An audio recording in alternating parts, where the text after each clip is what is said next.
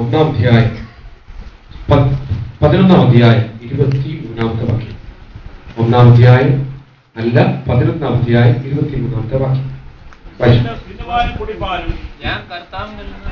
ഞാൻ കർത്താവിൽ നിന്ന് പ്രാപിക്കുകയും നിങ്ങൾക്ക് ഏൽപ്പിക്കുകയും ചെയ്തത് എന്തെന്നാൽ യേശു ക്രിസ്തുവിനെ കാണിച്ചു കൊടുത്ത രാത്രിക്ക് ഒരു പ്രത്യേകതയുണ്ട്. പെസഹ കൊണ്ടാടുന്ന രാത്രിയാണ്. ഇന്ന് വരെ ദൈവമക്കളോട് ഞാൻ ഇങ്ങനെ പറയാം, യേശു ക്രിസ്തു യാഥാർത്ഥ്യമായിരിക്കുന്ന യേശു, പൊരുളായിരിക്കുന്ന യേശു, നിഴലായിരിക്കുന്ന യേശു അല്ല, പൊരുളായിരിക്കുന്ന യേശു അപ്പോസ്തലന്മാരുമായി കൂട്ടായ്മ ആചരിച്ചു കൊണ്ടിരിക്കുമ്പോൾ ഇവിടെ പൗലോസില്ല, അപ്പോസ്തലന്മാരുള്ള കേട്ട് കഴിയുക. അദ്ദേഹം പറഞ്ഞു, അവരായിട്ട് പറഞ്ഞെങ്കിലും സാക്ഷാത് ദൈവം പറഞ്ഞതുപോലെ, ദൈവം സ്ഥാപിച്ചതുപോലെ, ദൈവമാക്കി വെച്ച നിയമമായി, സാക്ഷാത് ദൈവത്താൽ നടത്തപ്പെടുന്ന മേശയായി ഞാൻ അതിനെ കാണുകയാണ്. ഇന്ന് പകൽ ഈ ദേശങ്ങളുടെ കർത്താവിന്റെ അഭിഷക്തനായ എളിയ ഞാൻ ശുശ്രൂഷിക്കുമ്പോൾ നിങ്ങളുടെ നടുവിൽ ഞാനല്ല ശുശ്രൂഷിക്കുന്നത്, ദൈവത്തിന്റെ ആത്മാവ് ശുശ്രൂഷിക്കാൻ പോകുന്നത്. എത്ര പേര് പറയും? കർത്താവിന്റെ ദാസനാകുന്ന ഞാൻ ശുശ്രൂഷിക്കുമ്പോൾ പൗലോസ് പറഞ്ഞ പോലെ ആര് പറയും? ഞാൻ കർത്താവിൽ നിന്ന് പ്രാപിക്കാൻ പോകുകയാണ്. കർത്താവ് എനിക്ക് ഏൽപ്പിച്ചു വന്ന വിശുദ്ധ രഹസ്യങ്ങൾ ഇവിടെ കൈമാറ്റം ചെയ്യാൻ പോകുകയാണ്. ഇതിൽ നിന്ന് ഞാൻ പ്രാപിക്കുമ്പോൾ ഞാനിവിടെ സ്തോത്രം ചെയ്തു തുടങ്ങും. എന്തിനായിട്ടൊക്കെ സ്തോത്രം ചെയ്യും? എന്റെ ജീവിതത്തിൽ ദൈവം ചെയ്ത സകല ഉപകാരങ്ങൾക്ക് വേണ്ടിയും ഞാൻ സ്തോത്രം ചെയ്യും. എത്ര പേര് പറയും സ്തോത്രം? അവനെ കാണിച്ചു കൊടുത്ത രാത്രിയിൽ അവൻ അപ്പം എടുത്തു. ഈ മേശയിൽ രണ്ടുവിധ കാര്യമുണ്ടായിരിക്കും. ഒന്ന് അപ്പം, രണ്ട് വീഞ്ഞ്. ഒന്ന് അടുത്തേക്ക് പറയാം, അപ്പം, രണ്ട് വീഞ്ഞ്. ഈ അപ്പവും വീഞ്ഞും ഒരുപോലെ സ്തോത്രം ചെയ്യും. നിങ്ങളുടെ കയ്യിലേക്ക് വരാൻ പോകുക. മനുഷ്യമായ കരങ്ങളാൽ നിർമ്മിക്കപ്പെട്ട ഈ അപ്പം സ്വർഗ്ഗത്തിന്റെ കരങ്ങളാൽ ഇന്ന് പകൽക്കാലം അനുഗ്രഹിക്കപ്പെടാൻ പോകുക. നമുക്കറിയാം, വേദപണ്ഡിതന്മാർ പറയുന്നു, ഇതിന്റെ സ്തോത്രം വെച്ചാലോ രൂപത്തിന് അല്പം വ്യത്യാസം വരുന്നത് മുറിക്കപ്പെടുന്നു, അത് മാവായിട്ട് തന്നെ ഇരിക്കുന്നു, യേശു ക്രിസ്തുവിന്റെ ശരീരമാകുന്നതെന്നൊക്കെ വേദപണ്ഡിതന്മാർ പറയുമ്പോൾ ദൈവത്തിന്റെ വചനം വിശുദ്ധിയെ കുറിച്ച് എഴുതി വെച്ചിരിക്കുക. ഇത് വിശുദ്ധിയോടെ നിങ്ങൾ ഏറ്റെടുത്തില്ലെങ്കിൽ ഇതിൽ നിന്ന് നിങ്ങൾ ശിക്ഷ അനുഭവിച്ചേ മടങ്ങും. വിശുദ്ധമായതിനെ നിങ്ങൾ സ്വീകരിച്ചാൽ സ്വർഗത്തിലെ ദൈവം നിങ്ങളെ അനുഗ്രഹിപ്പാനിടയായി തരും. സ്തോത്രം പറയാൻ പറ്റുമോ? കർത്താവിന്റെ മേശ ഇവിടെ ആയിരിക്കുമ്പോൾ മേശ ഓർമ്മയ്ക്കായി ചെയ്യുക. എന്താ ഇതിന്റെ പിന്നുള്ള ആത്മരഹസ്യം? നമുക്കറിയാം, പുറപ്പാട് പുസ്തകങ്ങളോട് എടുക്കണ്ട. 12-ാം അധ്യായം പഠിക്കുമ്പോൾ പെസഹ സ്ഥാപിച്ച യഹോവയായ ദൈവം പറഞ്ഞു, ആണ്ടുതോറും നിങ്ങൾ ഈ പെസഹ കൊണ്ടാടിയേ പറ്റത്തുള്ളൂ. എന്താ പെസഹ? ഫറവോന്റെ ആധിപത്യത്തിൽ നിന്ന് ഞാൻ നിങ്ങളെ വീണ്ടെടുത്തതിന്റെ തെളിവാ പെസഹ. എന്താ പെസഹ?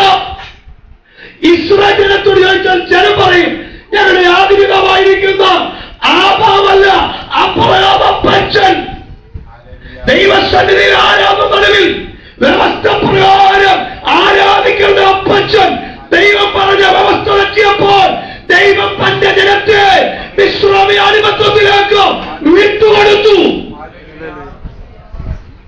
അവരുടെ വീണ്ടെടുപ്പിന്, അവരുടെ രക്ഷയ്ക്ക് ആളൊന്നിനോരോ കുഞ്ഞാട് തകരപ്രദമായിരുന്നു. വലിയപ്പച്ചന്റെ ജീവിതത്തിൽ വന്ന ആരാധനയുടെ ക്രമീകരണത്തിന്റെ തെറ്റ് അടിമത്തത്തിലേക്ക് പോയി.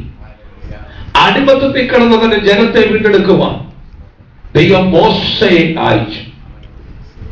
മോശ വളരെ ശക്തമായ അത്ഭുതങ്ങൾ, അടയാളങ്ങൾ വെളിപ്പെടുത്തി. അവിടെ കൊണ്ട് ശുശ്രൂഷ പൂർണ്ണമാകുന്നില്ല. മോശയ്ക്ക് പറഞ്ഞു, സ്തോത്രം, സംഹാരകൻ ഇന്ന് രാത്രി സ്തോത്രം ഇതുവഴി കടന്നു വരാൻ പോകുകയാണ്.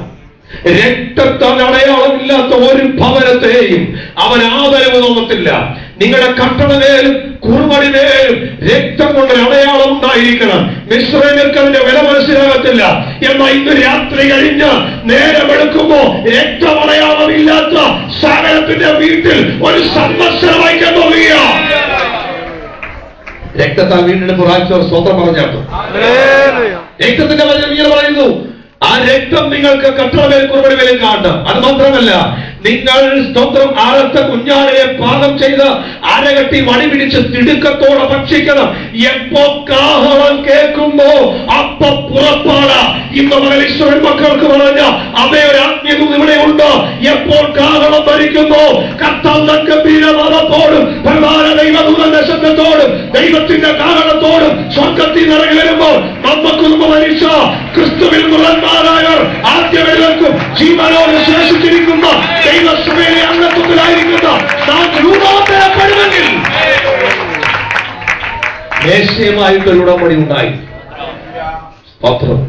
ഈ മേശ ഞാൻ ഇങ്ങനെ പറയാം, പഴയ നിയമകാലത്ത് ഈശ്വരൻ മക്കളുടെ വീണ്ടെടുപ്പ്. പുതിയ നിയമത്തിൽ പറഞ്ഞു സ്തോത്രം, ഇത് സകല മാനവജാതിക്ക് വേണ്ടിയും ഉദകക്കുകയും. നമുക്കറിയാം പഴയ നിയമ പെസക കൊണ്ടാടിയ ഇസ്രായേൽ മാത്രമാണെങ്കിൽ പുതിയ നിയമത്തിൽ യേശുക്രിസ്തുവിന്റെ ക്രൂശ് മുഴു ലോകത്തിന്റെ രക്ഷയാണ്.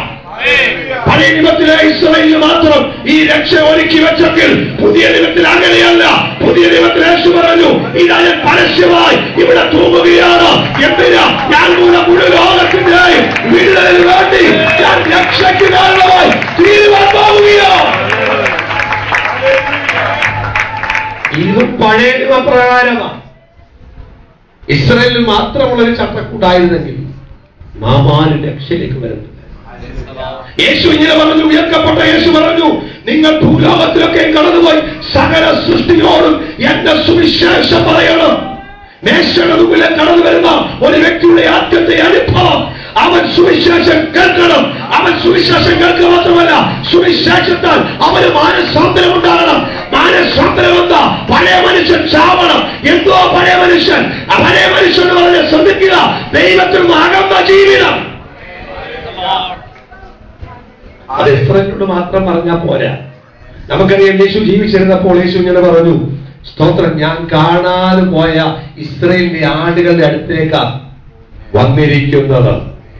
പുറത്തേതിനെ എനിക്കറിയത്തില്ല, ഇസ്രായേലിന്റെ അടുത്തേക്ക് മാത്രമാണ് ഞാനിപ്പോ വന്നിരിക്കുന്നത്. പക്ഷേ ഉയർക്കപ്പെട്ട യേശു ഇങ്ങനെ പറഞ്ഞു, ഇസ്രായേലിന്റെ അടുത്ത് മാത്രമല്ല സകല സൃഷ്ടിയോടും ഭൂലോകമൊക്കെ നിങ്ങൾ കടന്നുപോയി സുവിശേഷം അറിയിക്കണം. യേശുവിന്റെ വാഗ്ദത്ത പ്രകാരം ഞാനിങ്ങനെ പറയാം, അപ്പോസ്തലന്മാർ ദേശം ദേശമായി രാജ്യം രാജ്യമായി പട്ടണം പട്ടണമായി അവർ ചെന്നെത്തി സ്വന്തം രക്തസാക്ഷികളായി മാറി. സുവിശേഷം തീർന്നില്ല, സുവിശേഷം കത്തിപ്പിടിച്ചു തുടങ്ങി, സുവിശേഷം ഉടലെടുത്തു തുടങ്ങി. സുവിശേഷ ശക്തിയാൽ ഇന്ന് വരെയവർ മാനസാന്തരപ്പെട്ടുകൊണ്ടിരിക്കുന്നു. ഇന്ന് വരെയവർ രക്ഷയിലേക്ക് വന്നുകൊണ്ടിരിക്കുന്നു. ഇന്ന് വരെയവർ യേശുവിന്റെ ഭാഗത്തേക്ക് വേർതിരിഞ്ഞിരിക്കുന്നു. സുവിശേഷത്താൽ വീണ്ടെടുപ്പ് വന്ന ദൈവമക്കൾക്കായി സുവിശേഷം ശ്രദ്ധിക്കുക. കർത്താവ് യേശുക്രിസ്തുവിനെ കുറിച്ചുള്ള രക്ഷയുടെ വചനമാണ്. യേശു പറഞ്ഞു, വിശ്വസിക്കുന്നവനെ നിങ്ങൾ എന്ത് ചെയ്യണം? സുവിശേഷത്തിൽ വിശ്വാസമുള്ളവൻ എന്ത് ചെയ്യണം? സ്നാനപ്പെടുത്തും. മാനസാന്തരം എന്ന് പറഞ്ഞാൽ പഴയ മനുഷ്യൻ ചാവുക, ചത്തവരെ കുഴിച്ചിടുന്ന ശുശ്രൂഷയാ സ്നാനം. ഈ മേശയിലേക്ക് വരുന്നവൻ പഴയ മനുഷ്യൻ ചത്തവനായിരിക്കണം. ഉയർക്കപ്പെട്ട ക്രിസ്തുവിന്റെ പുനരുത്ഥാനമുള്ളവൻ ഈ മേശയുടെ പങ്കാളിയാ. സ്വതന്ത്രം പറയാൻ പറ്റുമോ? ഞാൻ പറയാം, ഞാൻ ചാവാതെ എന്നെ ചോദിച്ചാൽ കൊണ്ട് കുടിച്ചിടുവാൻ വിചാരിച്ചു. ഇവിടുത്തെ ഗവൺമെന്റ് അടങ്ങി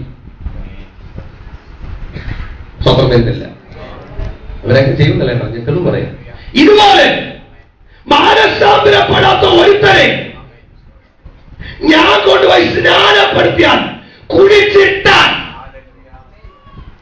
സ്വർഗത്തിലെ ഗവൺമെന്റ് അടങ്ങിയിരിക്കും. ചോദിച്ചേ, പൂർണ്ണമായിട്ട് പഴയ മനുഷ്യൻ ചത്തട്ടാന്നോ പാസ്റ്റർ കുടിച്ചിട്ടേ ചോദിച്ചേ? പാസ്റ്റർ ഭാരം വരണ്ടാന്ന് തോന്നി അടിക്കടി എന്റെ മുഖത്ത് നോക്കി പറഞ്ഞപ്പോ ഞാൻ വിചാരിച്ചു അങ്ങ് ചത്തേക്കാവുന്നു. പുള്ളി പണ്ടേ കയറി ഇരുന്ന് നോക്കി, ചാവിട്ടി നോക്കി, ഞാൻ അനങ്ങിയില്ല. പക്ഷെ എല്ലാം ഞാൻ അറിയുന്നുണ്ടായിരുന്നു. 100 അടിച്ചിട്ടായിരുന്നു ഇവിടെ നിന്നത്. സ്വന്തം ഞാൻ പറയും, 100 അടിച്ചും 200 അടിച്ചവരൊക്കെ കൊണ്ടേ കുടിച്ചിട്ടാ സ്വന്തം ബോധം വരുമ്പോൾ അവൻ ഇവിടെ നിന്ന് പോയിരിക്കും.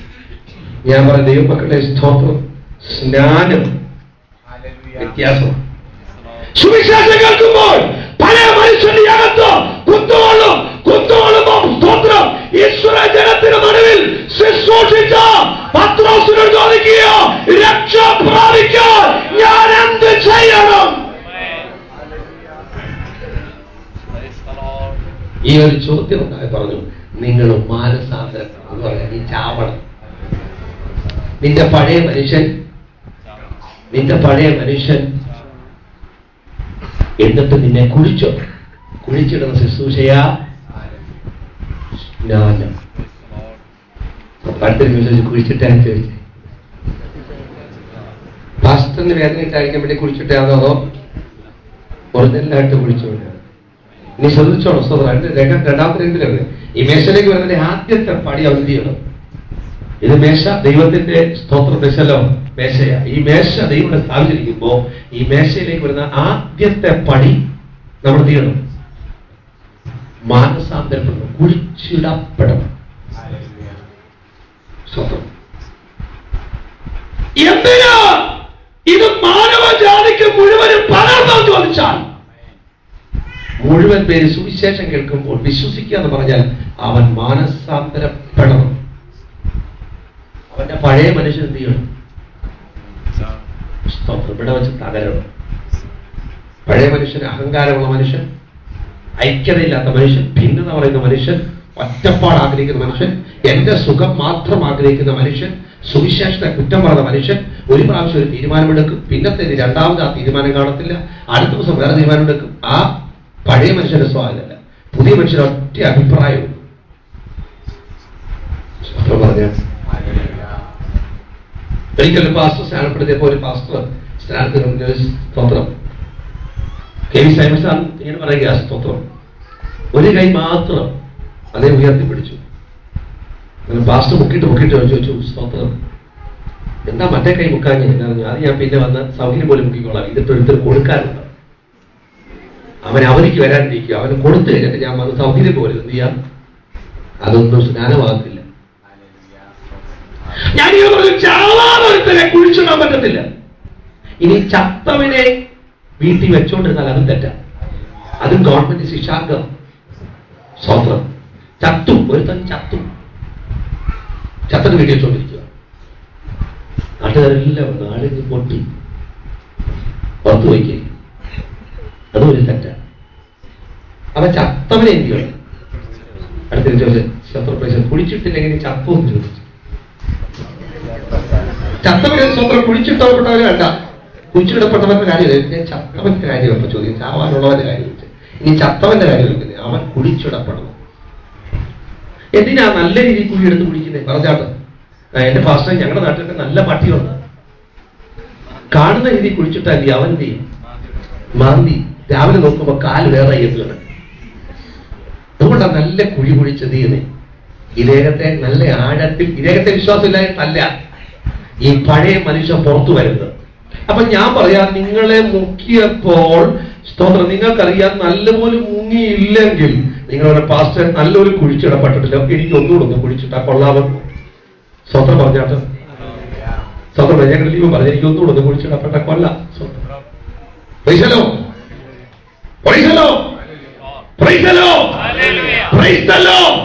ഇന്ന് ദൈവത്തെ ശ്രദ്ധിക്കണേ, ഈ കുഴിച്ചിടപ്പെടുമ്പോ നല്ല രീതിയിൽ കുഴിച്ചിട്ടില്ലെങ്കിൽ അത് അപകടം, അത് കുറ്റകരം. അതുകൊണ്ടാണ് വേദോസം പറഞ്ഞേ, കുഴിച്ചിടുമ്പോൾ നല്ല താഴ്ചെത്തിയണം.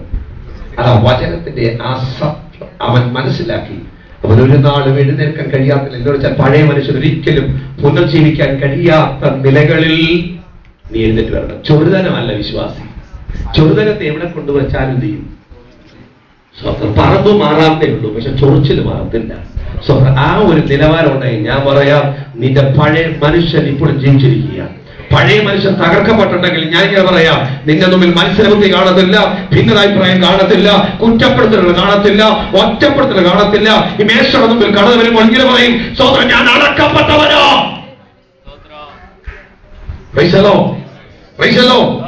സുവിശേഷം ശക്തമായി ഉൾക്കൊള്ളുകയാണ്. ദൈവത്തിലെ പഴയ നിയമത്തിൽ കൊടുക്കുകയാണെങ്കിൽ നമുക്കറിയാം, റോമലേഖനം 9 വായിച്ചാക്കാം. റോമലേഖനം 9. ഞാൻ പറഞ്ഞു, ആദ്യത്തെ പെസഹ ഇസ്രായേലിന് വേണ്ടി മാത്രമുള്ളതായിരുന്നു. ആദ്യത്തെ പെസഹ കൊണ്ടാടിയത് ഇസ്രായേൽ മാത്രമായിരുന്നു. വേദപുസ്തകം ഇങ്ങനെ വായിക്കുന്നു, 9 അധ്യായം അതിന്റെ 4-5 വാക്യങ്ങൾ വായിക്കുമ്പോൾ ഇങ്ങനെ പറയുന്ന വാക്യം, അവർ ഇസ്രായേൽ പുത്രത്വം, തേജസ്, നിയമങ്ങൾ, ന്യായപ്രമാണങ്ങൾ, ആരാധനയും വാഗ്ദത്തങ്ങളും അവർക്കുള്ളത്. ഞാൻ പറയാം, നമ്മൾ ഈ ലേവ്യ പുസ്തകം പഠിക്കുമ്പോൾ അത് ഇസ്രായേലിന്റെ ചട്ടമാണ്.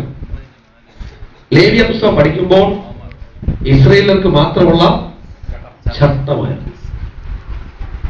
വീണ്ടെടുപ്പ് പ്രാപിച്ചവന്റെ പഴയ നിയമത്തിലെ ദൈവത്താൽ തെരഞ്ഞെടുക്കപ്പെട്ടവന്റെ ചട്ടമായിരുന്നു.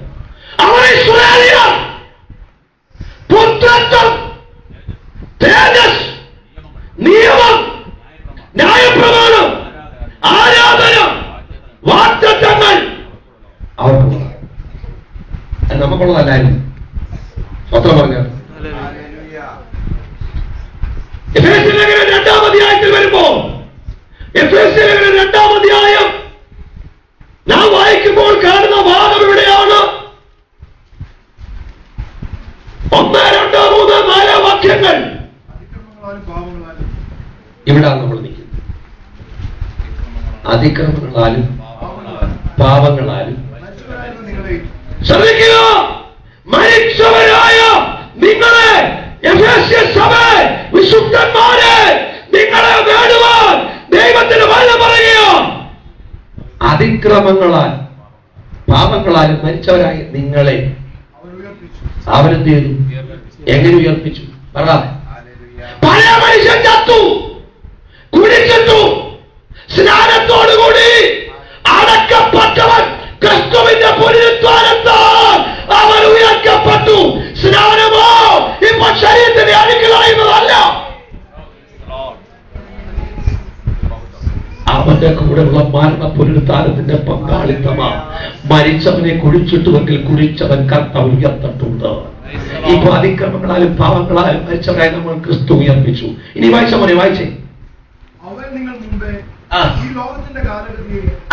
നിങ്ങൾ മുമ്പിൽ ഈ ലോകത്തിന്റെ കാലഗതി ശനി, വ്യാഴം, തിങ്കൾ, ചൊവ്വ, രാഹു എന്നു വേണ്ട,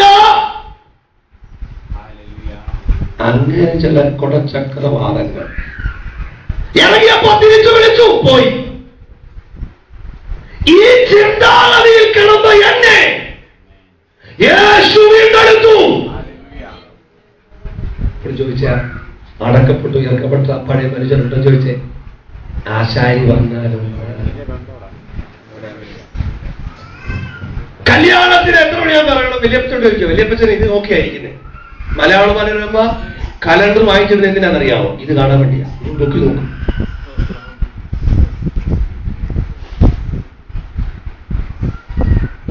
പത്തര കഴിഞ്ഞിട്ടേ ഞങ്ങൾ ഇവിടെ ഇറങ്ങത്തുള്ളൂ എന്ന് പറഞ്ഞാൽ 10 വരെ രാകുക. അപ്പൊ നമുക്ക് 10 മണിക്കൊക്കെ പോയാൽ പറയാൻ പറ്റത്തില്ല. നിങ്ങൾ പറഞ്ഞാൽ ആ 10യുടെ രഹസ്യം കല്ലറയ്ക്കകത്ത്. യഥാർത്ഥമായ ദൈവദാസം പറയുകയാണെങ്കിൽ സ്വന്തം എപ്പോഴും പോകണം ഫാസ്റ്റേ.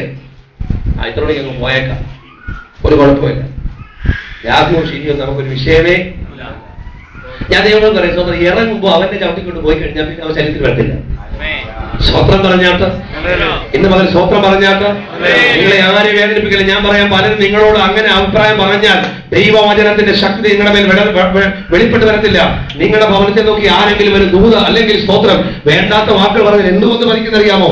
നീ ഇപ്പോൾ ദൈവത്തിലാണെങ്കിലും അതിൽ ശ്രദ്ധിക്കുകയാണ്. അതിൽ ശ്രദ്ധിക്കാതെ ദൈവത്തെ ശ്രദ്ധിച്ചോ. വിളിച്ചു പറയണം, സ്തോത്രം, എനിക്കിവിടെ രാഹുവുമില്ല, ശനിയുമില്ല, വ്യാഴവുമില്ല, മന്ത്രവുമില്ല, സൂത്രവുമില്ല, തന്ത്രവുമില്ല, ആഭിചാരവുമില്ല.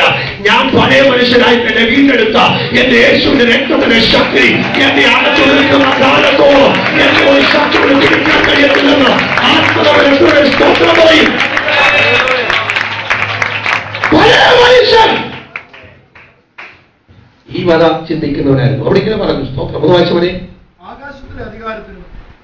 അവന് ആകാശത്തിന്റെ അധികാരത്തിനും അനുസരിക്കേണ്ട മക്കളിൽ ഇപ്പോൾ വ്യാപരിക്കുന്ന ആത്മാവിനും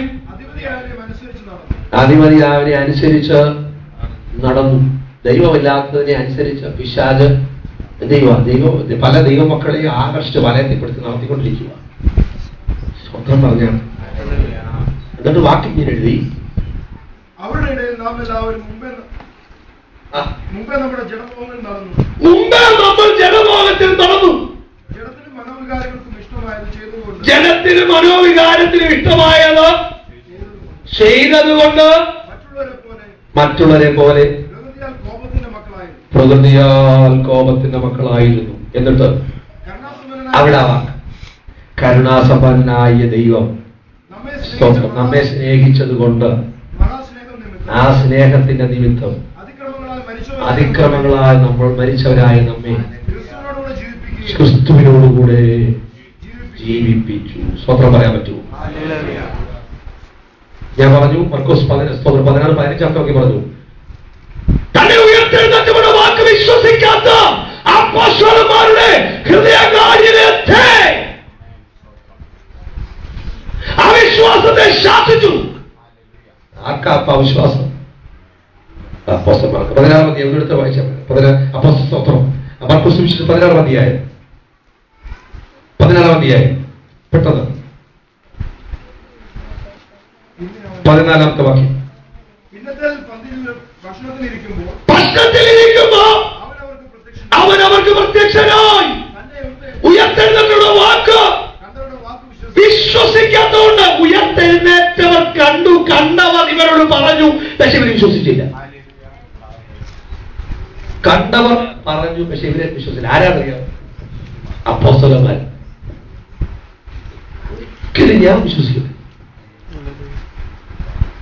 നമ്മളതേ പറഞ്ഞേനെ, ഇവിടുത്തെ അപ്പോസ്തലന്മാരുണ്ടായിരുന്നെ ഇപ്പൊ പറഞ്ഞേനെ, ഇങ്ങനെ പറഞ്ഞേനെ, എത്ര കൃപലാണ്. ഇങ്ങനെ ചിലപ്പോൾ എന്ത് ചെയ്തറിയോ, ചില തീർന്ന കുട്ടിയെന്ന് പറയും, എന്റെ അമ്മച്ചിയാണ് സത്യം, ഞാൻ വിശ്വസിക്കുന്നു. ചിലവർ ദൈവം തമ്പുരാനാണ് സത്യം, ഞാൻ വിശ്വസിക്കുന്നു. ഹിന്ദിയിലാണ് പറയും കസം സി, കൈവിട കസം സി. അപ്പോസ്തലന്മാർ വിശ്വസിച്ചില്ല. ഉയർത്തെഴുന്നേറ്റവന്റെ വാക്ക് അവർ പറഞ്ഞത് വിശ്വസിക്കാത്തത് കൊണ്ട് യേശു പുറപ്പെട്ടവരുടെ മുമ്പിൽ നിന്നിട്ട് അവരുടെ അവിശ്വാസത്തെ, ഹൃദയകാഠിന്യത്തെ യേശു ശാസിച്ചു. ശാസിച്ചതിന് ശേഷം പറഞ്ഞു, എടാ ഭൂലോകത്തിലൊക്കെ കടന്ന് സുവിശേഷം പറ, ഞാൻ ഉയർത്തണം നീ പറ, വിശ്വസിക്കാത്ത നീ പറ, വിശ്വസിക്കാത്ത നീ പറ, എന്റെ വിശ്വാസവചനം പലരും പറഞ്ഞിട്ട് കേൾക്കാത്ത നീ പറ. ഉമ്മയാണ് എന്റെ കൂടെ ഇരുന്നിട്ടോ വിശ്വാസവചനം നിന്നെ കൊണ്ട് പറയിക്കാനാ ഞാൻ പ്രത്യക്ഷനെ ഇവിടെ വന്നത്. എന്താ ഒന്നാമത് ശാസിച്ചത്? അവന്റെ ഹൃദയകാഠിന്യം, അവിശ്വാസം ശാസിച്ചു. ഇവരുടെ ഹൃദയകാഠിന്യം മാറി, അവിശ്വാസം മാറി, വിശ്വാസത്തിൽ ബലപ്പെട്ടു, അവർ ശക്തിപ്പെട്ടു, അവർ തേജസ്സിനാൽ നിറയപ്പെട്ടു. അവർ സ്തോത്ര സുവിശേഷം ജനത്തോട് പറഞ്ഞു. എന്താ പറഞ്ഞത്? അനുഭ എങ്ങനെ പറഞ്ഞു? സ്തോത്രം ഇങ്ങനെ പറഞ്ഞ സ്തോത്രം. സഭ ഇങ്ങനെ പറഞ്ഞ പോലെ യേശു ക്രിസ്തുവിനെ സ്ഥാനപ്പെട്ടു കഴിഞ്ഞാൽ നിങ്ങൾക്ക് ചില അധികാരങ്ങൾ കിട്ടും, പിന്നെ ഓടിച്ചാടി നടന്ന ശുശ്രൂഷിച്ചാൽ മതി. അല്ല, യേശു ക്രിസ്തുവിൽ നീ മാനസാന്തരപ്പെടണം. പഴയ മനുഷ്യൻ ചാവണം, പഴയ മനുഷ്യൻ കുടിച്ചിടപ്പെടണം.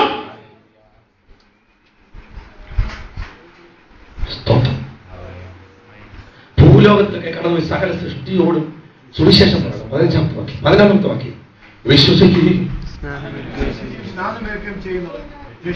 രക്ഷപ്പെടും. പഴയ നിയമകാലത്ത് പരിച്ഛേദനയായിരുന്നു, അത് പുരുഷന്മാർക്ക് മാത്രം പറഞ്ഞതായിരുന്നു. പുതിയ നിയമത്തിലെ സ്ത്രീ ഉൾപ്പെടുത്തേണ്ടതിന് സ്നാനത്തിലെ കഴിയും. പഴയ നിയമത്തെ ശിശുക്കൾ 8-ാം ദിവസം പരിച്ഛേദനയാക്കണം. പുതിയ നിയമത്തിൽ സ്നാനപ്പെടേണ്ടത് ഒരു ശിശുവായിരിക്കുമ്പോഴല്ല. പഴയ നിയമത്തിൽ പലരും പരിശോധിക്കുമ്പോൾ 8-ാം നാളിൽ ആൺ സന്തതിയായിരിക്കുന്നവൻ നിന്റെ തലമുറ പരിച്ഛേദനപ്പെടണം. പരിച്ഛേദനപ്പെടാത്ത തലമുറ സ്വന്തം മരണശിക്ഷയ്ക്ക് വിധേയപ്പെടണം. ദൈവത്തിന്റെ വചനമാണ്. പുതിയ നിയമത്തിൽ എവിടെയെങ്കിലും കാണിക്കാമോ ഒരു ശിശുവിനെ സ്നാനപ്പെടുത്തണം എന്ന് എഴുതിയേക്കുന്ന വ്യവസ്ഥ? ഒരിടത്തുമില്ല.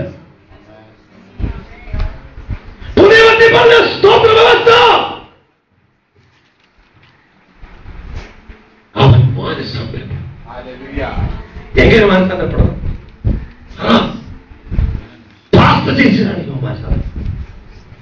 സുവിശേഷത്താൽ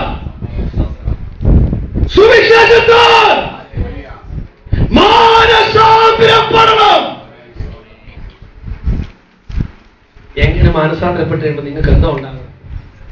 അതാ ഇനി അതിന്റെ ഒരു കുറവ് കൂടെ വേണ്ട. സ്നാനപ്പെട്ട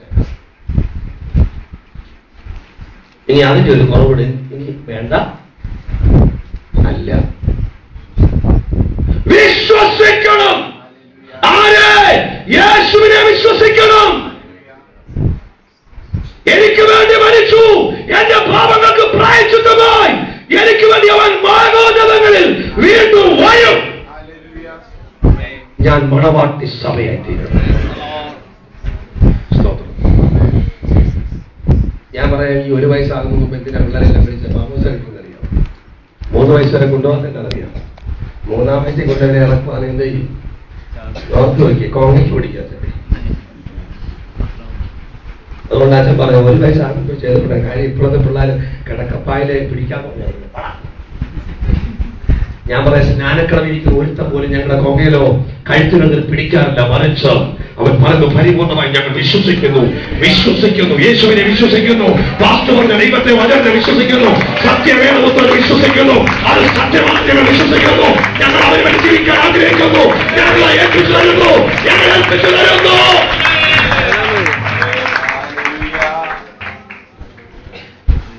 മാനസാന്തരം പഴയ മനുഷ്യൻ മരിക്കുന്നതാണ്. മാനസാന്തരം പഴയ മനുഷ്യൻ മരിക്കുന്നതാണെങ്കിൽ പഴയ മനുഷ്യൻ കുളിച്ചു. ഓക്കെ, പഴയ മനുഷ്യനെ കുളിച്ചിട്ട് കഴിഞ്ഞാൽ പിന്നെ അവൻ ചെയ്യണം, അവിടെ നിന്ന് ഉയർപ്പണം.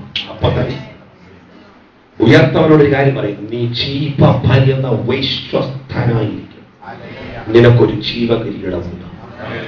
പല പരിശോധനകൾ കടന്നു വരാം, വെല്ലുവിളികൾ കടന്നു വരാം, പരാജയത്തിന്റെ ശക്തി ഒരുങ്ങിട്ട് വരാം. പക്ഷെ നിനക്കൊരു ജീവകിരീടമുണ്ട്, നിനക്കൊരു ജീവകിരീടമുണ്ട്, നിനക്കൊരു ജീവകിരീടമുണ്ട്.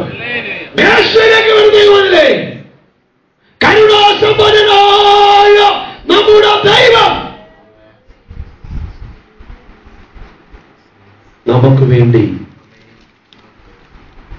ഉയർക്കപ്പെട്ടു. സ്വന്തം പറയാൻ പറ്റും. അവൻ വിശ്വസിക്കുന്ന ദൈവമക്കൾ എന്ത് ചെയ്യണം? റോമർക്ക് ലേഖനം 6-ാം അധ്യായം 2 വാക്യം ഇങ്ങനെ വായിക്കും. 2-ാമത്തെ വാക്യം, പാപസംബന്ധമായി മരിച്ചവരായി നാം ഇനി അത് ജീവിക്കുന്നത് എങ്ങനെയാ? പഴയ മനുഷ്യൻ ചത്തത്തും പഴയ മനുഷ്യന്റെ സ്വഭാവം കാണിച്ചുകൊണ്ടെന്നാൽ അതിനർത്ഥം എന്തുവാ? പഴയ മനുഷ്യൻ ചത്തില്ല. അതിനെന്തേ കണ്ടിരുന്നേ? കുറച്ചു നേരം വെള്ളത്തിനെ പിടിച്ചു നിർത്താം. നിർത്തേക്ക് ഫാസ്റ്റ്. ഇവന് പെട്ടെന്നൊന്നും ചാവത്തില്ല, അതുകൊണ്ട് ഇവനെ 2 മിനിറ്റ് പിടിച്ചു നിർത്തിട്ട് വിടുന്നുണ്ടോ? കരയിരിക്കണേ, നിങ്ങളുടെ വികാരം കിടത്തുമായിരിക്കും. ഇവിടെ വിശ്വാസം സുവിശേഷം കേൾക്കുമ്പോൾ പഴയ മനുഷ്യന്റെ അകത്ത് വെട്ടേൽക്കപ്പെടുക, മുറിവേൽക്കപ്പെടുകയാണ്. സ്തോത്രം. നിങ്ങൾ ആ പുറത്തു നിന്ന് മരിച്ചാൽ നിങ്ങളെന്ത് ചെയ്യുക? അടക്കം ചെയ്യുക. ആ പഴയ മനുഷ്യൻ എന്ത് ചെയ്യുക? അടക്കി. പാപസംബന്ധമായി മരിച്ച നിങ്ങൾ ഇനി അങ്ങനെ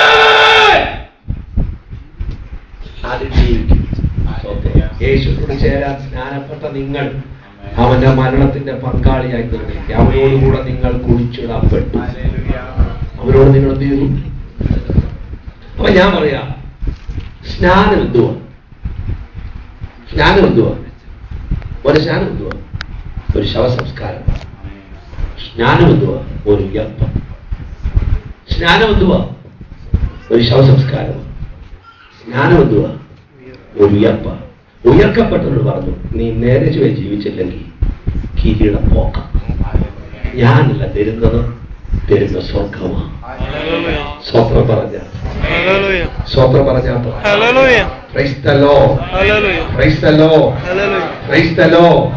സ്വത്രം പറയാൻ പറ്റുമോ? സ്വത്രം പറയാൻ പറ്റുമോ? സ്വത്രം പറയാൻ പറ്റുമോ? സ്വത്രം പറയാൻ പറ്റുമോ? പലരുടെ കാറ്റ് പോയിരിക്കുന്നു തോന്നുന്നല്ലോ.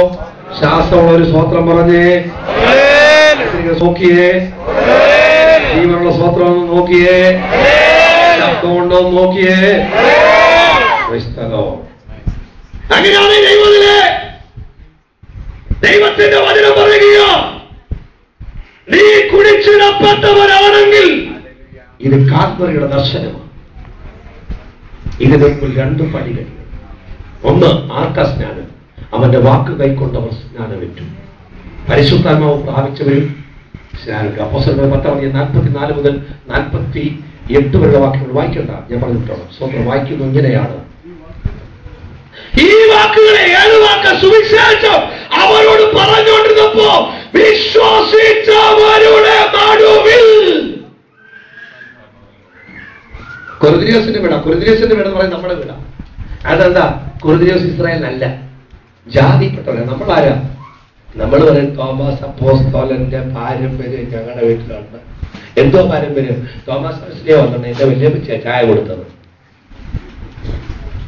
അത്ര പേരില്ല. തോമസ് അപ്പോസ്തലൻ സ്നാനപ്പെടുത്തിയപ്പോ എന്റെ മുത്തച്ഛന്റെ മുത്തച്ഛന്റെ മുത്തച്ഛന്റെ മുത്തച്ഛന്റെ ഞങ്ങൾ പറയും ഓക്കെ, മുത്തച്ഛന്റെ മുത്തച്ഛന്റെ എക്സെട്ര എക്സെട്ര എക്സെട്ര. ബാക്കി പറയും പുള്ളിയുടെ കയ്യിലാണ് സ്നാനപ്പെട്ടത്. എന്നിട്ടൊരു വാക്കോട് പറഞ്ഞു, ഇതോടുകൂടി നീ നിന്റെ കുടുംബം രക്ഷവന്നു. കുഞ്ഞെ സ്തോത്രം, പാരമ്പര്യമല്ല ഇവിടെ. 7 ദിവസം പറഞ്ഞു സ്തോത്രം. സ്നാനത്തെ കുറിച്ചുള്ള പദ്ധതി ദൈവത്തിന്റെ വരം വന്ന് ഇങ്ങനെയാണ്. സ്തോത്രം. അപ്പോസ്തലരുടെ 2-ാം അധ്യായം, പെട്ടെന്ന് 2-ാം അധ്യായം ഒറ്റവാക്കൂടെ 38-ാമത്തെ വാക്യം, 39-ാമത്തെ വാക്യം, 40-ാമത്തെ വാക്യം. നിങ്ങൾ മാനസാന്തരപ്പെട്ട് നിങ്ങളുടെ പാപങ്ങളുടെ പഴയ മനുഷ്യൻ ചാർത്തട്ട് നിങ്ങളുടെ പാപങ്ങളുടെ മോചനത്തിനായി. അപ്പൊ കുഴിച്ചിടപ്പെട്ട മാത്രമല്ല, പാപത്തിന്റെ മോചനവാസനാണ്. പാപത്തിന്റെ മാനസാന്തരപ്പെട്ടവൻ, കുറ്റമേറ്റ് പാപമേറ്റ് പറഞ്ഞവൻ സ്നാനപ്പെടണം. പാപത്തിന്റെ കഴുകൽ, പാപത്തിന്റെ കഴുകൽ, സ്നാനപ്പെടണം. ഓരോരുത്തർ നിങ്ങളുടെ പാപത്തിന്റെ മോചനത്തിനെ ഓരോരുത്തർ യേശുക്രിസ്തുവിന്റെ നാമത്തിൽ എല്ലാവർക്കും വേണ്ടി ഒരാൾ സ്നാനപ്പെട്ടു വരും. നമ്മൾ കല്യാണത്തിന് പോലെ എങ്ങനെയാണ്? കുടുംബത്തിൽ നിന്ന് പ്രതികരിച്ച അച്ചായ പോട്ടു, ബാക്കിയുള്ളവർ ചന്ദ്രന് തുല്യമാണ്. സ്നാനം അങ്ങനെ നേരത്തെ പറഞ്ഞാൽ നമ്മുടെ കല്യാണത്തിനൊക്കെ അങ്ങനെ പോകുന്നു. അച്ഛാ എനിക്ക് വയ്യ, അച്ചായ പോട്ടോ, നമ്മുടെ എല്ലാം കൂടെ പ്രതിനിധിയായിട്ട് അച്ചായ സ്വത്രം. ഇനി അനുഭവം പറയും സ്വത്രം. എടി എന്റെ പ്രതിനിധിയായിട്ട് നീ കല്യാണത്തിനൊക്കെ പോകാം. പക്ഷെ ഒരു കാര്യം, സ്നാനം അങ്ങനെ അറിയാം. മുഴുവൻ പേരും മാനസാന്തരപ്പെടാൻ ആഗ്രഹിക്കുന്നു. പെട്ടവർ, വചനം കൈക്കൊള്ളവർ, പഴയ മനുഷ്യൻ ചത്തെന്ന് ബോധ്യമുണ്ടെങ്കിൽ കുഴിച്ചിടപ്പെട്ടേ പറ്റും. സ്നാനപ്പെടും. എന്ത് ചെയ്യണം? പറ. ചിലരെ കുഴിച്ചിടപ്പെട്ടത് കൊണ്ട് ഇങ്ങനെ പറയും, വല്യപ്പച്ച അമ്മച്ചി ഭയങ്കര ശല്യം, അപ്പച്ചനുള്ളപ്പോ നോക്കുകയെങ്കിലും ചെയ്യുവാൻ. അമ്മച്ചിയോടൊന്ന് പറയണേ എന്നെ ശല്യം ചെയ്യാൻ. അച്ഛന്റെ കല്ലറയുടെ മുമ്പിലാട്ടോ സ്വത്രം ഉയരാത്തവരുടെ പറയുന്നത്. വിശുദ്ധന്മാരുടെ കല്ലറയിൽ ഒരു പ്രത്യേകമുണ്ട്. സ്വന്തം ഒത്തിരി വിശുദ്ധന്മാരാണ് കിടക്കുന്നത്. സ്വന്തം അവിടെ ചെന്ന് പറഞ്ഞാൽ അവർ പറയും, മക്കളെ ഞങ്ങൾ കർത്താവ് മരിച്ചിരിക്കും, ഞങ്ങളുടെ പ്രവൃത്തി ഞങ്ങൾ വിശ്രമിക്കുക, ഞങ്ങൾക്ക് ഇനി അങ്ങോട്ട് വരാൻ സമയമില്ല, ദൈവത്തോട് പറയാൻ പറയും. എന്നെ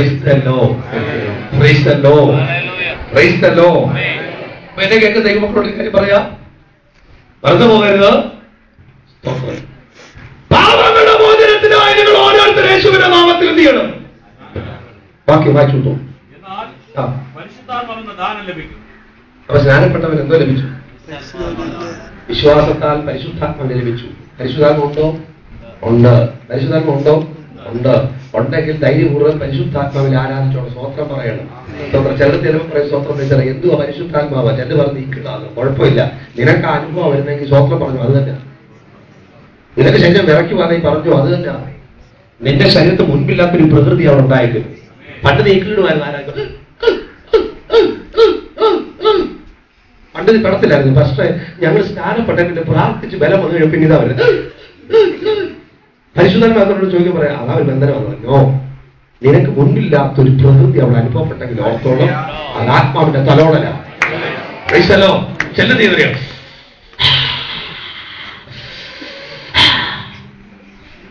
കളിയാക്കുമല്ലേ, ഇത് അവന്റെ തലോടല. ഇത് ആത്മാവില്ലാത്തവരോട് പറഞ്ഞാൽ മനസ്സിലാകത്തില്ല. അതുകൊണ്ടാണ് പൗലോസ് പറഞ്ഞത്, ആത്മാവുള്ളവനെ സകലതും ആത്മാവിൽ ഉപദേശിക്കപ്പെടുന്നു. പത്രം പറഞ്ഞാൽ ഇങ്ങനെ വല്ല അനുഭവം ഉണ്ടെന്ന് ചോദിച്ചേ, ചിലപ്പം വരാറുണ്ട്. ഞാനങ്ങനെ പിടിച്ചു കൊണ്ടും അതും ഒരു ആത്മാവിന്റെ ശക്തിയാണ്. സ്വന്തം പറഞ്ഞത് കർത്താവിന്റെ മേശയിലേക്ക് കിടന്നൊരു ദൈവങ്ങളോട് ഞാൻ കാര്യം പറയാം. ദൈവാത്മാവില്ലാത്ത ഏതെങ്കിലും പൊട്ടന്മാരോ പൊട്ടികളോ വല്ലതും പറഞ്ഞു കേട്ടിട്ട് ഉള്ള ആത്മാവിനെ കളയും.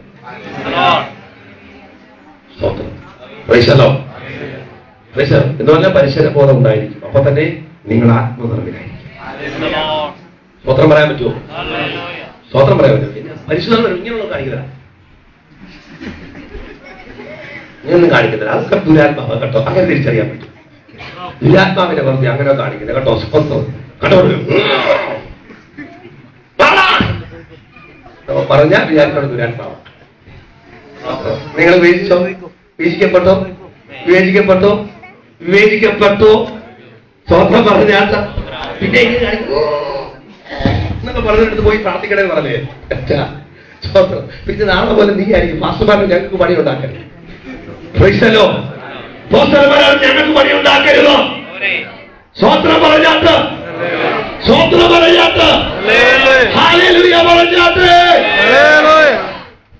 ബാക്കി അപ്പോസ്തല പ്രവൃത്തിയിൽ വായിച്ചു. നിങ്ങളുടെ മക്കൾക്കും നമ്മുടെ ദൈവമായ കർത്താവ് വിളിച്ചു വരുത്തുന്ന കേട്ടോ, ദൂരസ്ഥരായവർ കൂടെ പറഞ്ഞിരിക്കുന്നതാണ് ഇത്. പറ, ദൂരത്തിരുന്ന് നമ്മെ ദൈവം ഒത്തുചേർത്തതിനായി സ്വന്തം പറഞ്ഞു. ഈ മേശയെത്തുക ഞാൻ പറയാ, പഴയ നിയമത്തിൽ അകൃത്യയാഗം, ഭോജനയാഗം എന്ന നിലയിൽ 5 യാഗം നടക്കുമ്പോൾ അതിൽ ഞാൻ ഉണ്ടായിരുന്നില്ല. എന്നാൽ എന്റെ യേശുവിന്റെ സുവിശേഷം ഭൂമിയിൽ ഈ ലോകത്തിൽ 5 മക്കളിലും അലയടിച്ചുയർന്നപ്പോ വിശ്വസിച്ച ഞാൻ അവനെ കൈക്കൊണ്ടു അവന്റെ മകനായി തീരുവാൻ പാക്കലവെച്ചപ്പോൾ പഴയ മനുഷ്യൻ മരിച്ചു. ഞാൻ പറഞ്ഞു പഴയ മനുഷ്യനെ കുറിച്ചുണ്ട്.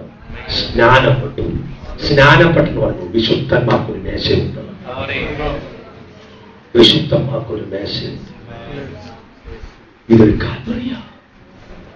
സ്വപ്നം പറയാൻ പറ്റുമോ? സ്വപ്നം പറയാം. എഫെസ്യരിലേക്ക് 2-ാം അധ്യായം പെട്ടെന്ന് തന്നെ. എഫെസ്യരിലേക്ക് 2-ാം അധ്യായം ഒരു കാര്യം നമുക്ക് വായിച്ചു. എഫെസ്യരിലേക്ക് 2-ാം അധ്യായം 16-ാമത്തെ വാക്യം. ക്രൂശിന്മേൽ വെച്ച് ശത്രുത്വം ഇല്ലാതാക്കി അതിനാൽ ഇരുപക്ഷത്തെയും ഏകശരീരത്തിൽ ദൈവത്തോട് നിരപ്പിക്കുവാൻ കേട്ടോ.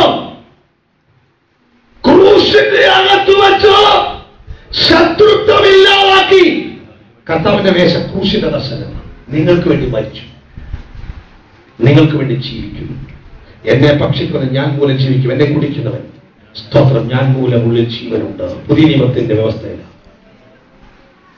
ഈ മേശയോട് നിൽക്കുമ്പോൾ ഞാൻ ഇങ്ങനെ കാര്യം പറയാം. സ്തോത്രം 1 തിമോത്തി 2:5 ഇങ്ങനെ വാക്യം വായിക്കും. പെട്ടെന്ന് വായിച്ചോട്ടെ. 1 തിമോത്തി 2:5.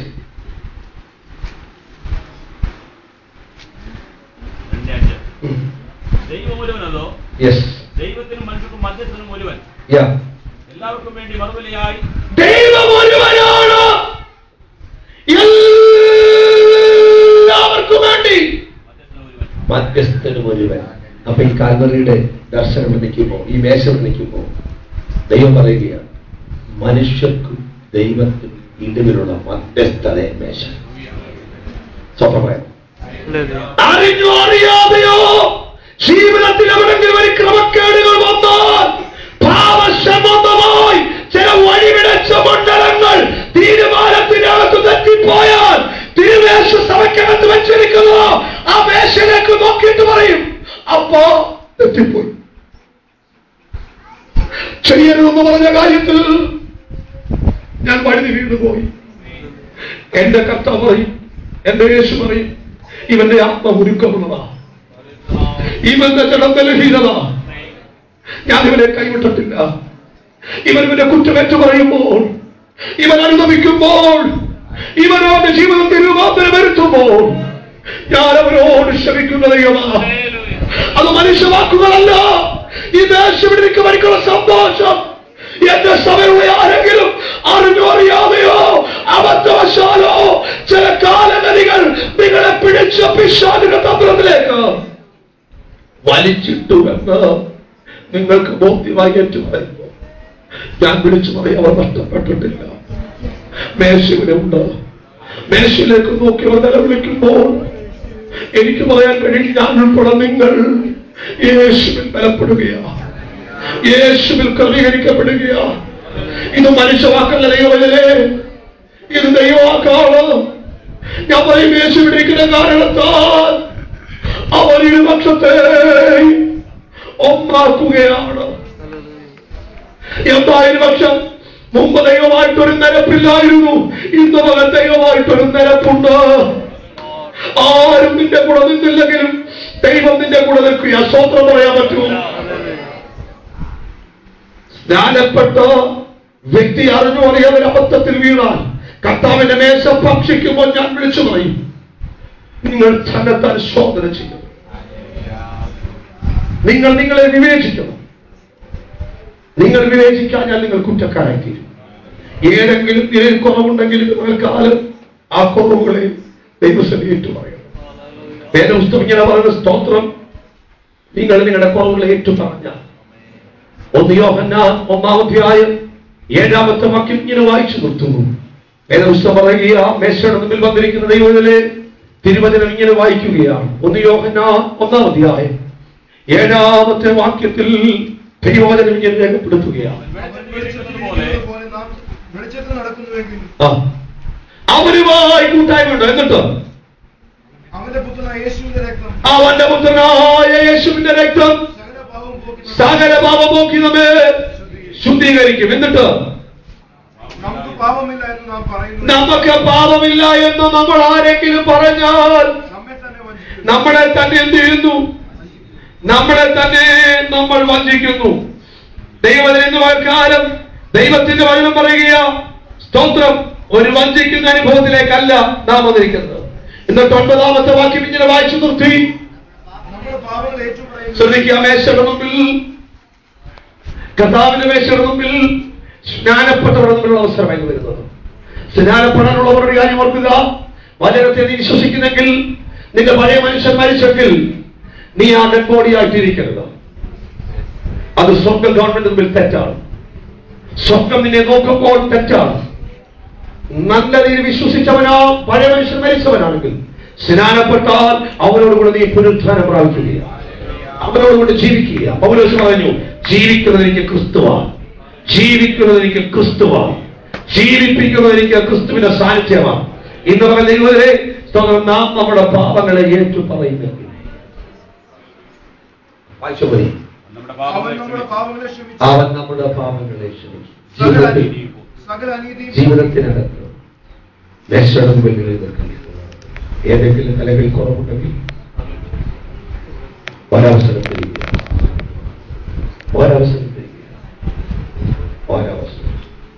നിങ്ങളുടെ കണ്ണുകളെ അടച്ച് എന്റെ പ്രാർത്ഥന,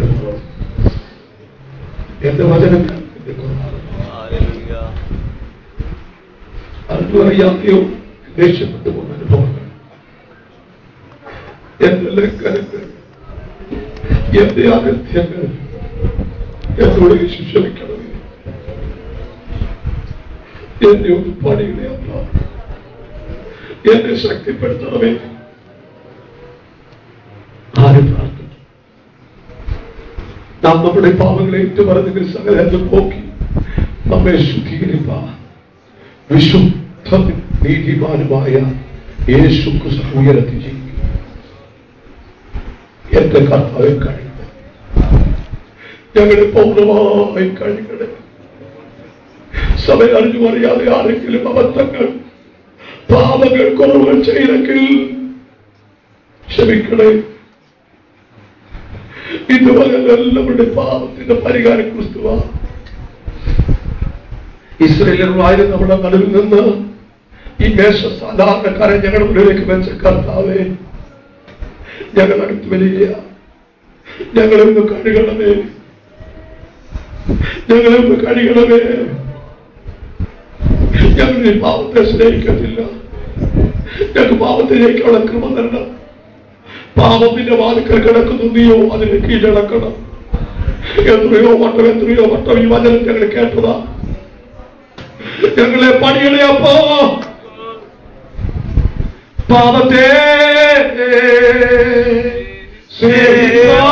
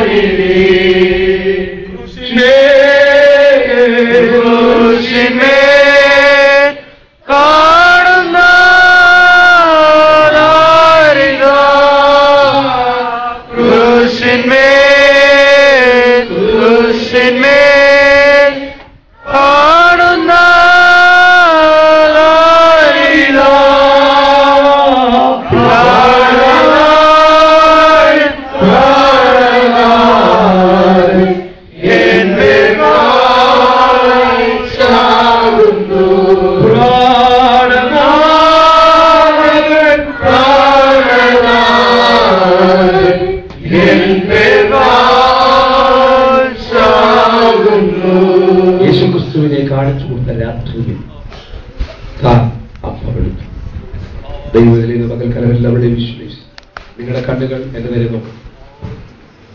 മാനസാന്തരപ്പെട്ടവൻ സ്നാനപ്പെട്ട ദൈവവൻ കർത്താവിന്റെ മേശയുടെ പക്ഷി ദൂരസ്ഥരായിരുന്ന നമ്മെ തന്നോളം നിരപ്പിച്ചു. യേശു കൊടുത്ത വില തന്റെ പ്രാണന് നമുക്ക് വേണ്ടി. പാപമില്ലാത്ത യേശു നമുക്ക് വേണ്ടി പ്രായശ്ചിത്തമായി. ഓർത്തു നോക്കി, നാം തിന്മ പ്രവർത്തിച്ചിരുന്നപ്പോൾ നമ്മളെ മുമ്പിൽ നിർത്തി ഇവനല്ല ചെയ്തത്, ഇത് മുഴുവനും ഞാനാണ്, അവനെ വെറുതെ വിട്ടേര്. പിതാവാം ദൈവം ഒന്നും അറിയാത്ത തന്റെ ഓമനകുമാരന്റെ മേൽ നമ്മുടെ സകല കുറ്റവും ചുമത്തി. എന്റെ പിതാവ് ഞങ്ങളെ സ്നേഹിക്കുന്നതിനാൽ ഞങ്ങളെ സ്തുതിക്കുന്നു.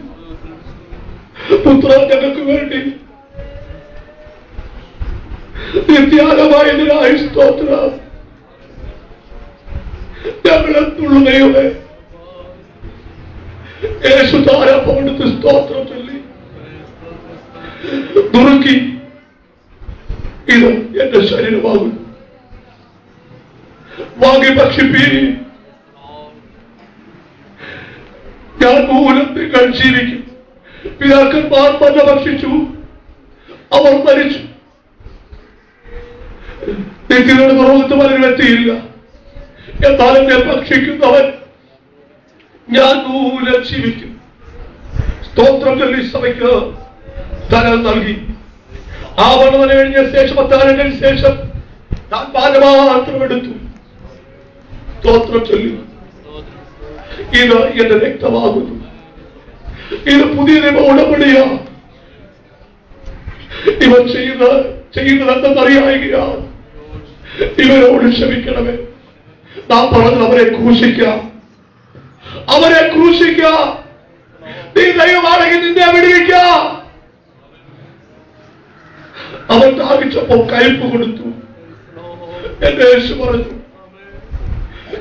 ദാഹിക്കുന്നവർ എന്റെ അടുക്കൽ വരട്ടെ, ഞാൻ നിങ്ങൾക്ക് ജീവജലം തരും. യേശു പറഞ്ഞു, പുതിയ ഉടമ്പടി നിങ്ങൾ രക്തം പ്രാപിക്കണം. ശരീരം രക്തസൃഷ്ടിയുടെ കൂട്ടായ്മയിൽ നിങ്ങൾ പങ്കുചേരണം.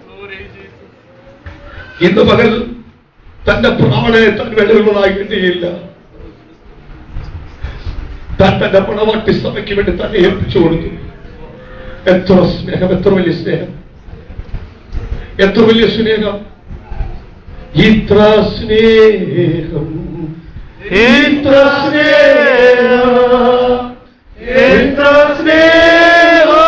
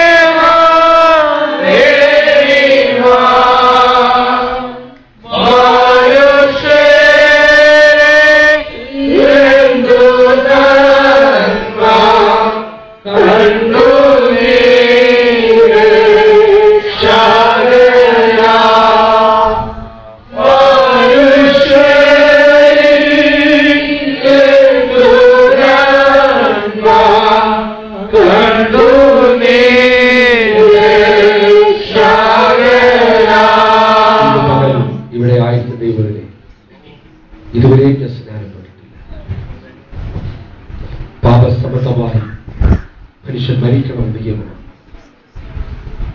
ഒരു ജനം രണ്ട് മരണവും ഭൂമിയിലുണ്ടായാൽ എങ്ങനെ പറയാം, ജനിച്ച ഒരു ദൈവവേദന ഈ ഭൂമിയിൽ വെച്ച് തന്നെ മരിച്ചാൽ അവർ പിന്നീട് ഒരു മരണം കാണാൻ കഴിയത്തില്ല. എന്നാൽ ഇവിടെ മരിക്കാത്തൊരു ദൈവവേദന 2 പ്രാവശ്യം മരിക്കുന്നു. വ്യക്തിയുടെ നടുവിൽ അവനെ കാണാൻ കഴിയത്തില്ല. വചനം സത്യമാണെന്ന് വിശ്വസിക്കുന്നവർ സ്വതന്ത്രം പറഞ്ഞു. എനിക്ക് ഈ സ്നാനത്തിലേക്ക് കടന്നുകൊണ്ട് ഞാൻ അതിനായിട്ട് നീ ഒരുക്കുകയാണ്. ഇതുവരെയും സ്നാനപ്പെടാത്ത ആരെങ്കിലും ഉണ്ടെങ്കിൽ ഞാൻ പറയാം, നീ മാനസാന്തരപ്പെട്ട പഴയ മനുഷ്യൻ മരണത്തിന് വിധേയപ്പെട്ടതാണ്. സ്വർഗ ഗവൺമെന്റിനെ കുറ്റവിധിക്ക് അയക്കാൻ പിടിച്ചതാണ്. ഞാൻ ഈ കൽപ്പനിലേക്ക് കടന്നു. അങ്ങനെ തീരുമാനം വിശ്വക്കാരനെ ഉയർത്തി ഒരുമിച്ച് പ്രാർത്ഥിച്ചാണ്. കർത്താവിന്റെ ഒരു താമസത്തിൽ അടുത്ത വേഷയിൽ എനിക്ക് പങ്കാളിയാകാം. എന്നെ സഹായിക്കണം. പ്രാർത്ഥിച്ച സ്വന്തം കാരണം ഇതുപോലെ ദേശത്തെ പ്രാപിക്കാനുള്ളവർ വിളിച്ചു പറ, കർത്താവെ എന്നോട് കാണിക്കുന്ന സ്നേഹത്തിന്റെ ഇഷ്ടം ജീവൻ നിലനിൽ കുറവ് വശങ്ങളുണ്ടെങ്കിൽ എനിക്ക് കൂടിയേറ്റവും ഇതുപോലെ കർത്താവിന്റെ മേശയിൽ ഭക്ഷിക്കുന്നവരായിരിക്കുന്നവരെങ്കിൽ തെറ്റാണ്. ആയിരിക്കുന്നവരെങ്കിൽ തെറ്റാണ്. കർത്താവിന്റെ മേശയിൽ നിന്ന് ഭക്ഷിക്കാനായിരിക്കുന്നവർ ആയിരിക്കുന്നവരെങ്കിൽ തെറ്റാണ്.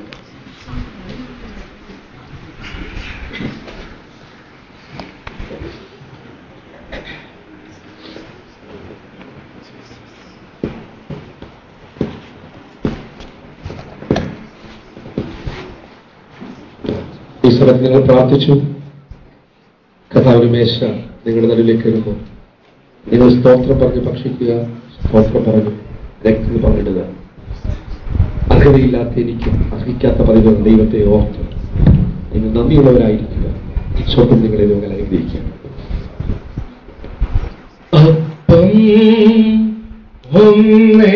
ഒന്നെടുത്തവൻ വാഴ്ത്തി നുറുക്കി നൽകി. അപ്പം ഒന്നെടുത്തവൻ വാഴ്ത്തി നുറുക്കി നൽകി. തൃപാദം തോഴുന്ന ശിക്ഷക്ക് തൃപാദം തോഴുന്ന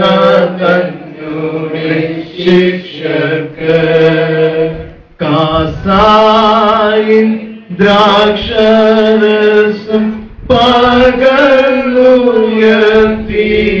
പകർന്നുയർത്തിയരുളി. കാസായി ദ്രാക്ഷരസം പകർന്നുയർത്തിയരുളി. ഈശോ തന്ത്രമാത് സ്മരിച്ചിടുവാൻ. ഈശോ തന്ത്രമാത് സ്മരിച്ചിടുവാൻ. പൊന്നേശു നടത്തിയും ബലിവാരണം മീനപ്പാൻ. പൊന്നേശു നടത്തിയും